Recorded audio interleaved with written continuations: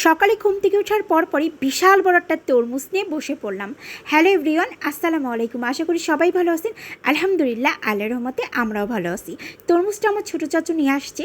আমি তরমুজ খুব বেশি পছন্দ করি, আর এত বড় একটা তরমুজ নিয়ে আসছে, শেষ করতে গেলে 2-3 দিন তো লাগবেই। তাই ভাবলাম সকালবেলা আজকে ব্রেকফাস্টে নাস্তার পাশাপাশি তরমুজটা রাখবো, যেহেতু সবাই মিলে খেলে তাড়াতাড়ি শেষ হয়ে যাবে।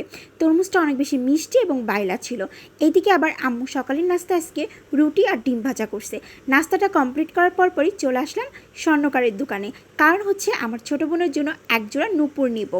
যেহেতু অনেকগুলো দোকান খুঁজলাম, বাট পছন্দ মতন কোনো নূপুরই পাচ্ছিলাম না, কিন্তু এইটা দেখতে মাশাল্লাহ অনেক সুন্দর ছিল, আর আমার বোনকে পরলে আরও বেশি কিউট লাগবে। মনে হচ্ছিল দেখে যে আমার বোনের জন্যই তৈরি করা হয়েছে। যাই হোক, ও অনেক ছোট, অনলি 8 মাস বয়স, তাই ভাবলাম যে একটু বড় দিই, যেহেতু ও আরও 2-3 বছর পড়তে পারবে, এরকম বুঝেই কিনে ফেললাম। কেনাটা শেষ করার পরপরই বাসায় আসলাম। আসার পরপরই যখন দেখালাম, নাফিসা বুড়ি খুব খুশি হয়েছে, কারণ নাফিসা বুড়ি গিফট দিতে খুব বেশি পছন্দ করে। আর নাফিসা বুড়ি বলতেছে যে বাবু যখন পায়ে দিয়ে হাঁটবে এবং হাঁটা শিখবে, তখন ঝুনঝুন করে আওয়াজ হবে। আমি বললাম হ্যাঁ, এই ঝুনঝুন আওয়াজটা শুনতে বেশ ভালো লাগবে। যেহেতু আমার ছোটো বোনকে ক্যামেরার সামনে আনবো না, জাস্ট ওর হাতটা দেখাইলাম।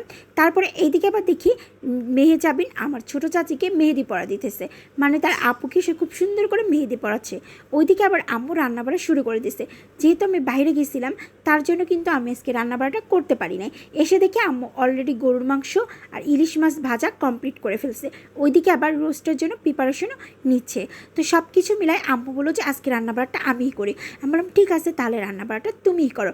আর সবসময় রোস্টটা স্পেশালি আমরা সবাই আম্মুর হাতেই খাই, কারণ থাকে না একটা মানুষের সিগনেচার আইটেম যেটা খুব বেশি মজা হয়। আমার আম্মুর হাতের কিন্তু অনেক খাবারই অনেক অনেক মজা হয়, তার মধ্যে কিন্তু রোস্টটা একদম বিয়েবাড়ির রোস্টের মতো স্বাদ হয়, অনেক বেশি মজা হয়। তারপরে সবগুলো সুন্দর করে খাবার টেবিলে গোছায় ফেললাম। যেহেতু আজকে জুম্মার দিন, নামাজ কমপ্লিট করে বাবা বাসায় ফেরার পরপরই আমরা কিন্তু দুপুরে খাওয়া দাওয়াটা সবাই একসাথে করব। তারপরে দুপুরে খাওয়া দাওয়া করতে বসে পড়বো। অলরেডি বেগুন ভাজা, ইলিশ মাছ ভাজা, রোস্ট, গরুর মাংস, পোলাও, সাদা ভাত। তো নাফিসা বুড়ি কিন্তু সবার আগেই বসে পড়লো তার নানাদের সাথে খাওয়া দাওয়া করতে, কারণ আজকে আমার ছোটো চাচু ছিল, আর অনেক দিন পর ছোটো চাচুর সাথে একসাথে বসে দুপুরের লাঞ্চটা কমপ্লিট করলাম। করার পরপরই এইদিকে আবার আমি অল্প একটু মজু নিয়ে নিয়েছিলাম, কারণ ইদানিং আমি এই জিনিসগুলো একদমই খেতে পারি না এবং পছন্দও হয় না। ওইদিকে আবার নাফিসা বুড়ি ওর ছোটো নানা ভাই ফল নিয়ে এসে দিছে, সেগুলো খুব সুন্দর করে গুছায় রাখতেছে।